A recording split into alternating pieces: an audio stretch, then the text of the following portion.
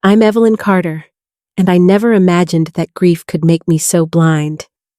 Just 3 months after losing my husband Richard, I found myself standing in the lobby of a grand hotel in Barcelona.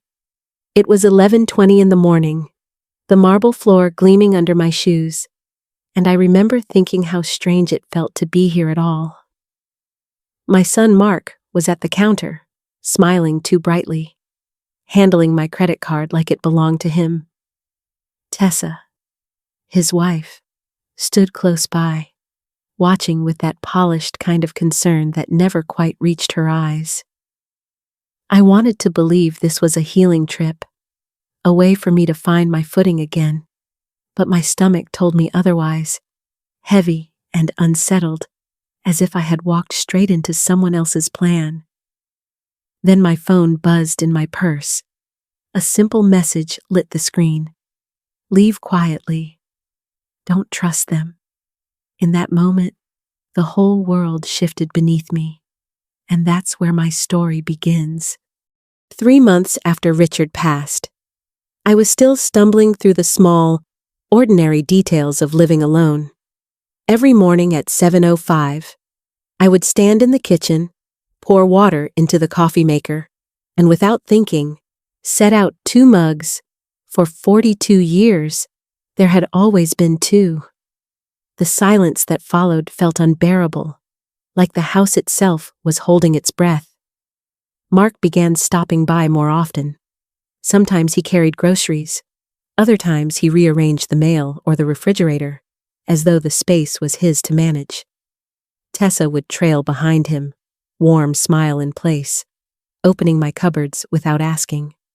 I told myself it was kindness, maybe their way of helping me adjust.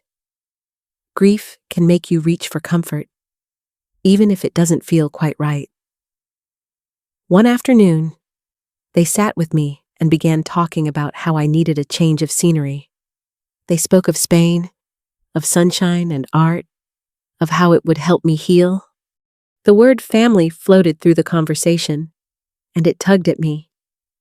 I thought, maybe they were right. Maybe being together in a new place would ease the ache. So I agreed. Mark took over the travel details, flights, hotel reservations, even what he called a little paperwork connected to some business dealings Richard had in Spain. That stopped me for a moment because I had never heard of Richard owning anything overseas. But grief makes you second-guess your own memory, and I let it pass. When we arrived, the red flags began to wave almost immediately. My room was tucked away in a silent hallway. No city view like I had asked for. And when Mark handed over my credit card at check-in, it was already on file. Something didn't feel right, and that uneasy feeling was only the beginning. The next morning, around 8:30, we sat together for breakfast in the hotel dining room. The table was filled with fresh bread and fruit, but I could barely taste anything. Mark spoke casually about the day ahead, and Tessa kept glancing at her watch, as if something important was waiting for them. That's when I first heard about the appointment. They called it paperwork, something connected to Richard's supposed investments here in Spain. What unsettled me most wasn't the appointment itself, but the way they began describing me, as though I wasn't even at the table. They painted a picture of a confused woman, fragile and unreliable, someone who had lost her grip on everyday life since Richard's death. I sat there stunned, listening to my own children build a narrative that felt nothing like me. Yes, I had missed one doctor's appointment, but that had been because the office had changed the time without letting me know. To them, though, it was proof that I couldn't be trusted. I felt my chest tighten. It was clear they were setting the stage for something much bigger. I didn't fully understand what yet, but I knew I had to be careful. I decided right then I would smile, stay quiet, and not sign a single paper until I knew the truth.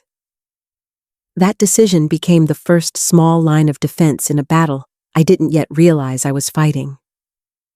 It was 9:10 in the morning when my phone buzzed again. I slid it out of my purse, expecting maybe a message from a friend back home. Instead, on the screen, I saw words that froze me in place. Leave quietly. Don't trust them. For a moment, I thought I must be imagining things. Who would send me such a message? Why here? Why now? Thousands of miles from home. But the unease I had been carrying since we landed suddenly hardened into fear. Someone else saw what was happening. Someone knew. Back in my room, I noticed details I had overlooked before. My suitcase zipper sat at an angle I never leave it. My toiletries, things I always lined up neatly, were slightly shifted. Even my purse on the nightstand felt off, as though another pair of hands had rifled through it. Another message appeared almost immediately. The appointment is a trap. They want you to sign away everything. Find Nina Alvarez. The name hit me like a jolt. Nina had been Richard's closest colleague for decades, the woman who sent flowers to his funeral with a handwritten note that still sits in my drawer at home. If she was the one warning me, then this was more than paranoia. That was the moment it all came into focus. This wasn't a family vacation, and it wasn't about helping me heal. It was a plan carefully laid out, patient, and cold.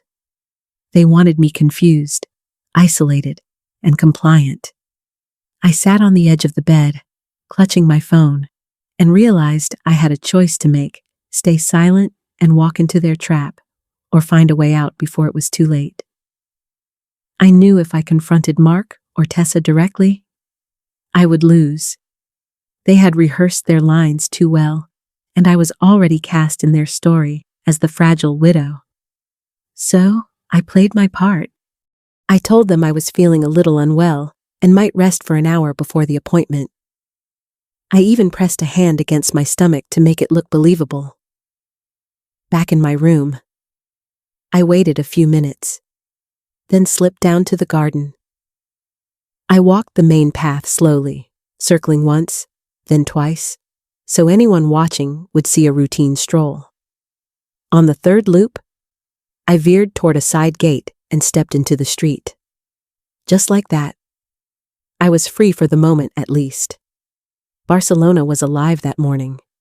The sounds of tourists, bicycles, and cafe chatter wrapped around me, making it easier to disappear. At 10:20, I found myself sitting in a small cafe, the steam from my coffee curling into the air. That's when I called Nina. Her voice steadied me. She told me Mark had reached out weeks ago, asking questions about Richard's supposed assets in Spain. But Richard never had any. She also said he seemed unusually interested in my accounts, insurance, and whether I was still handling finances on my own. My heart sank. This wasn't a misunderstanding. It was a plan. And Nina was the proof I needed to believe my instincts. I realized then that I couldn't go back to the hotel as if nothing had happened. I needed help beyond family, beyond anyone who might already be part of their scheme. My next step had to be the American consulate. By the time I reached the American consulate, I felt like every step was carrying the weight of my entire future. The building itself stood like a fortress in the middle of Barcelona. Its tall doors a reminder that sometimes safety is found in the most unexpected places. Inside, I met with a consular officer named Alicia Monroe. She listened as I laid out what had been happening the trip: the strange room, the paperwork, the texts, the feeling that my own son was building a case against me. Alicia didn't look surprised. Her calm expression told me she had heard stories like mine before, and that, more than anything, broke my heart. She explained the truth I hadn't been able to piece together. Families sometimes bring an elderly parent to a foreign country because guardianship laws can move faster there. If a judge declared me mentally incompetent, even temporarily, that ruling could be used back in the United States. The appointment I was being led to wasn't about investments at all. It was a step toward handing over control of my life and everything Richard and I had built together. I sat there stunned, but also strangely relieved. Finally, the unease had a name. Fraud? Manipulation? A strategy I never thought my own family would use against me. Alicia helped me call my attorney back home, Caleb Wright, who immediately connected with a Spanish lawyer named Javier Ortega. Their voices were steady, almost angry on my behalf. They told me the most important thing: do not sign anything, no matter what story I was told. I realized then that I wasn't just a grieving widow being shuffled from place to place. I was a target. But now, I wasn't standing alone. When Caleb and Javier began digging, the truth unfolded like pages of a book I never wanted to read. Piece by piece, they showed me the plan my own son had carefully put together. Javier laid out the filings Mark had already made in Spain.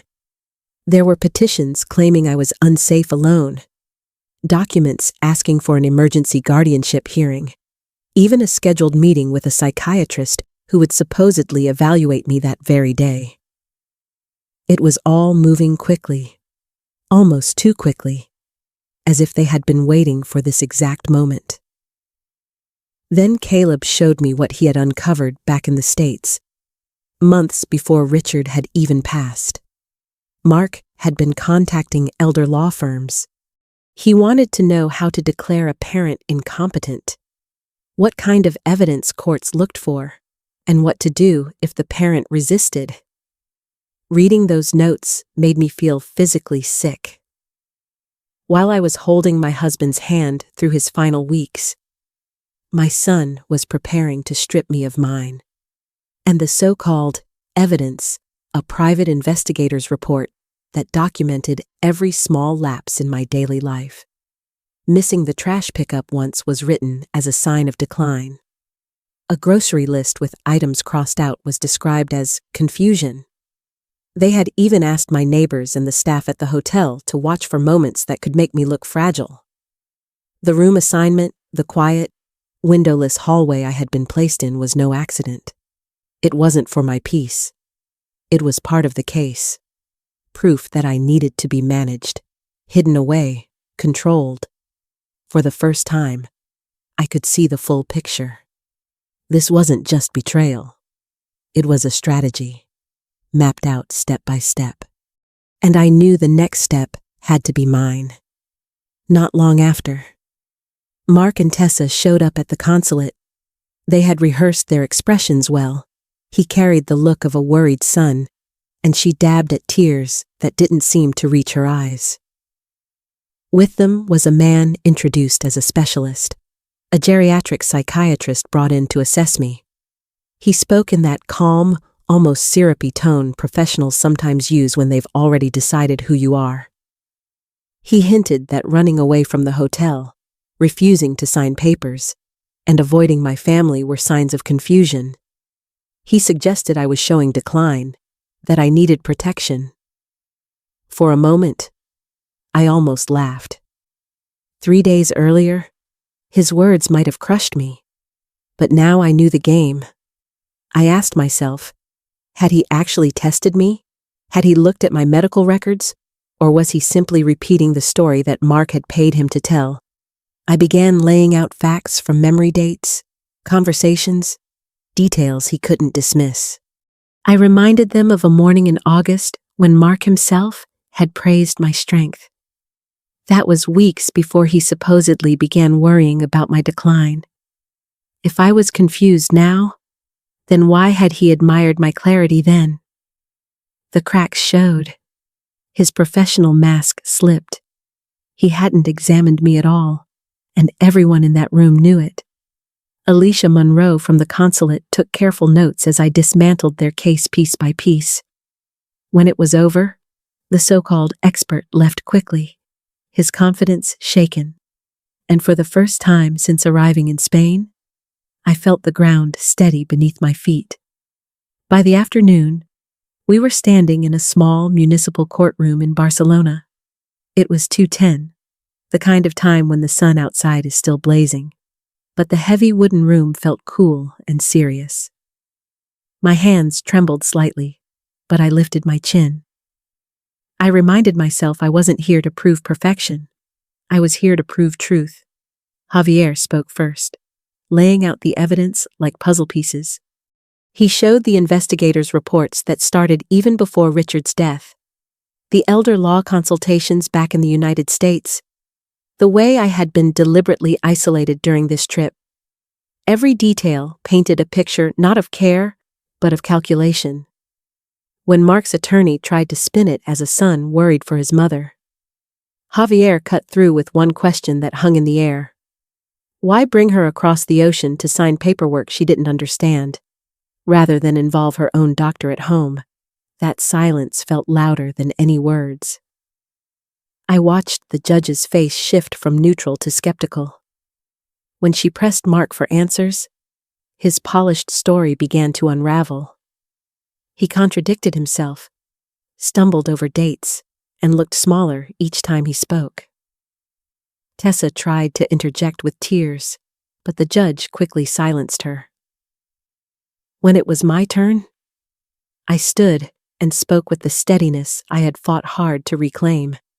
I reminded the court that I had managed my marriage, my home, my finances, and my husband's care for decades, and in the past week alone, I had navigated foreign lawyers, an embassy, and a courtroom.